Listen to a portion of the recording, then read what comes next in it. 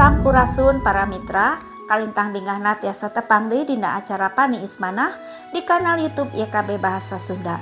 Sateu acan urang ngabandungan pangnyepan dinten ieu hayu urang neneda nyuhunkeun pingpinan Roh Suci.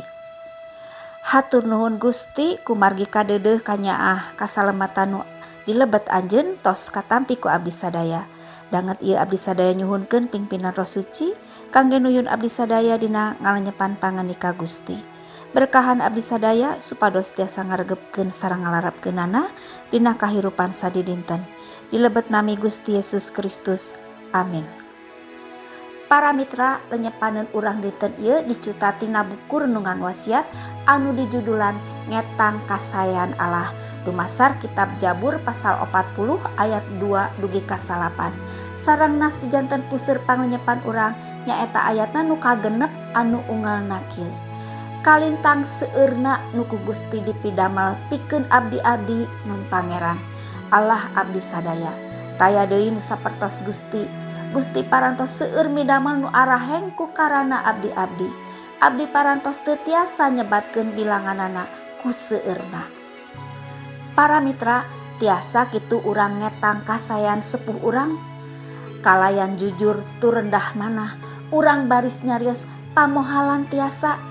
Sakitu seueurna kasayan nu tos dipidamel ku sepuh urang ka urang, ti saprak urang orok beureum dugi ka urang sawawa. Padahal sepuh urang oge teh manusa atanapi jalmi sapertos urang anu teu sampurna. Para mitra, leres pisan nu disaurkeun ku nu ngagurit Jabur, rehna Allah nu disembah eta teh Allah nu parantos midamel seueur kasayan dina kahirupanana.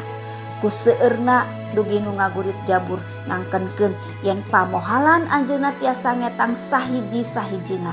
Teu sakerejep acan Gusti Allah mi jauh ti anjeunna. Sagala anu dipidamel sareng dikersakeun ku Gusti Allah salawasna kangge kasayan umatna.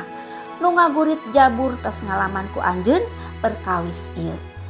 Para mitra, upami urang teu mampu ngetang sareng ngemut-ngemut sadaya kasayan sepuh ka urang, sumawona ngetang sareng ngemut-ngemut sadaya kasayan Allah ka urang, nu tos katampi ku urang sapanjang hirup urang dugi kadanget ieu. Upami urang sadar kana hal ieu, naon anu bakal muncul dina diri urang? Tiasa janten seueur hal. Upamana kasayan-kasayan Gusti dimangsa kapengker, janten sahiji janji kangge urang dugi ka iman urang baris mingkin diwedelkeun. Sinareng kitu pangharapan urang baris dipengkuhkeun, kumargi urang yakin Gusti salawasna piduli, salawasna mirosea kana kahirupan urang sareng mangsa pikahareupeun urang.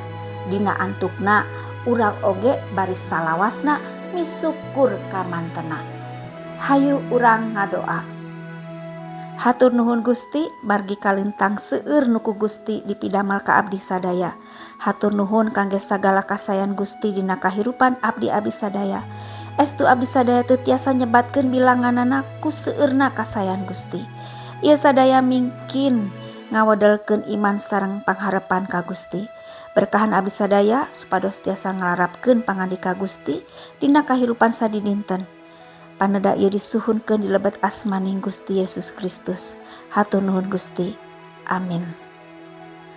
Para mitra, rupina sakitu anu kapihatur panglenyepan dinten ieu, pamugi tiasa janten berkah kangge urang sadayana. Ulah hilap, subscribe, like sareng bagikeun kanu sanes. Margi ku cara kitu para mitra tos ulu biung dina ngamasurkeun Injil kasalamatan sasarengan YKB. Gusti Yesus ngaberkahan. Cak heula.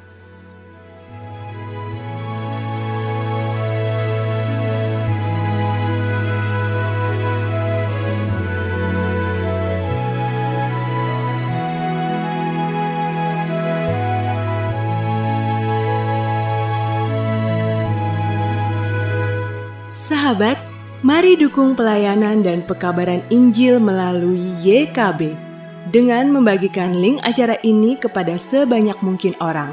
Dukungan juga dapat saudara lakukan dengan mentransfer dukungan finansial ke rekening BCA ke nomor 450 305 2990 450 305 2990 atas nama Yayasan Komunikasi Bersama.